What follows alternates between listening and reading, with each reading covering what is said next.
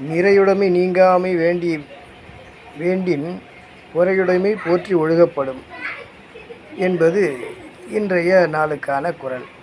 இதனுடைய விளக்கம் என்னவென்றால், ஒருவனுக்கு நிறைவான ஒரு மனிதனாக ஆகிவிட்டான் என்பதற்கு என்ன ஒரு எடுத்துக்காட்டு என்றால், அவன் எவ்வளவு பொறுமைசாலியாக இருக்கிறானோ அவ்வளவு அவன் நிறைவான மனிதனாக இருப்பான் என்று கூற வருகிறார் வள்ளுவர். ஏனெனில் அவன் எந்த அளவுக்கு பொறுமையாக இருக்கின்றானோ அந்த அளவுக்கு அவன் அனைத்து குணங்களையும் காத்து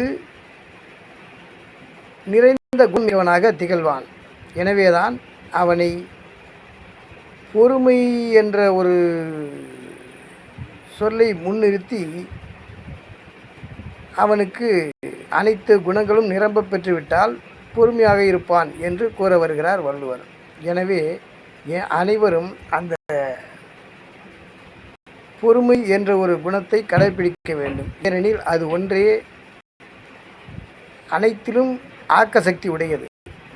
எனவேதான் அதனை உயர்த்தி கூற வருகிறார் வள்ளுவர். எனவே நாமும் அதனை போற்றி பாதுகாத்து பின்பற்ற வேண்டும். மேலும் எனதருமை யூடியூப் ரசிகர்களே, உங்கள் அனைவருக்கும் எனது வணக்கம். இந்த காணொளி உங்களுக்கு பிடித்திருந்தால் தயவு செய்து சப்ஸ்கிரைப் செய்யவும், ஷேர் செய்யவும்.